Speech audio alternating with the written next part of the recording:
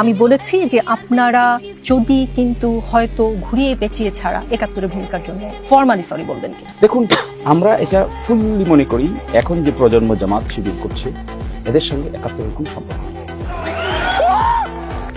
দে আর সম্পর্ক না থাকা তো ভয়াবহ শিশির মনির। ৭১-এর আমাকে মাধ্যমে উত্তর দিতে দেন, বাংলাদেশের জন্ম। আমাকে উত্তরটা দিয়ে দিলেন না। জি, আমার প্লিজ এখন সেন্টেন্সটা বলুন। কমপ্লিট এখন করে বলুন, দেন। কেন আপনি এরা কেউ- স্পর্শকাতর কথা বলেছেন?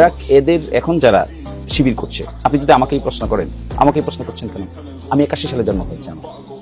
আপনি যদি আমাকেই প্রশ্ন করেন, is it A justified question to me? ইতিহাসের জন্য কবে জন্ম হয়েছে সেটা খুব জরুরি। অফ কোর্স, আপনি ইতিহাস জানবেন কেন? To track you in the good track. আপনার বাবাকে দাদাকে আপনি জানবেন না? অবশ্যই জানবো, কিন্তু আপনি যে আমাকে ব্লেম করছেন। আপনি যে সময় জন্মের কথা বলেছেন ঠিক আশেপাশেই আমার জন্ম। আমি ৭১ দেখিনি বলে কি আমি ৭১-এর চেতনায় বিশ্বাস করব না? বাংলাদেশের জন্ম হয়েছে ৭১-এর মাধ্যমে, আমি ৭১ বিশ্বাস করব না? আপনি কি আমি বিশ্বাস আমি আমার বাবাকে দাদাকে অস্বীকার করব? Okay, আপনার আমার question জন্ম done? আমার বাবার মাধ্যমে আমি অস্বীকার করব? আপনি বিশ্বাস করবেন না করবেন এটা তো প্রশ্ন না। প্রশ্ন হলো you are asking me to say sorry for what? Is it did I do anything? You You didn't are do saying anything. just to something চেতনা, জামাত ইসলাম কিছু করেনি, ৭১-এ কিছু কোনো ভুল করেনি। 81 সালে জন্ম নেওয়া মানুষকে বলছেন কেন? আপনি তো জামাত ইসলামের বিশ্বাসে আদর্শে বিশ্বাসী।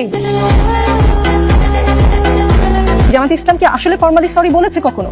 আপনি মনে হয় এই বিষয়টা সম্পর্কে ওয়াকিবহাল না। আপনি নাগরিকত্বের মামলা সম্পর্কে ওয়াকিবহাল? জি অবশ্যই। আমার জন্ম ওই সময় না হলেও আমি জানি। সেই 92 সালে নাগরিকত্বের মামলায় প্রফেসর গোলাম আজম সাহেব বাইতুল মোকাররমের উত্তর পত্রিকা খুলেন। উত্তর গেটে কি বলেছিল? Press statement. That was formal. Formal. আপনি তো ফর্মালটাকে ফর্মাল নিতে চাইবেন না। Because it is not a question of formality and informality. It has now been questioned to some people as just to ask the question. No objective. এর বাইরে আর কোনো objective নেই। এর বাইরে অবজেক্টিভ, এখন অবজেক্টিভ কি হওয়া উচিত ছিল? এখন অবজেক্টিভ হওয়া উচিত ছিল how to reconstruct the nation with positive atmosphere. এটা না করে আমরা কি অ্যাটমসফিয়ার ক্রিয়েট করতে বাইতুল চাচ্ছি? মোকাররমের গেটের সামনে যে কথা হয়েছে সেটা নিয়ে আমার একটা প্রশ্ন আছে। আমি ইসলাম সম্পর্কে আপনাদের মতো হয়তো অত বেশি জ্ঞান নেই, কিন্তু আমার যতদূর জ্ঞান আছে আমি জানি কখনো যদি কেউ জুলুম করে কারো উপরে, যে ভিকটিম, সে ক্ষমা না করা পর্যন্ত আল্লাহও ক্ষমা করে না। বাংলাদেশের মানুষ কি জামাত ইসলামের ৭১-এর ভূমিকার জন্য ক্ষমা করেছে?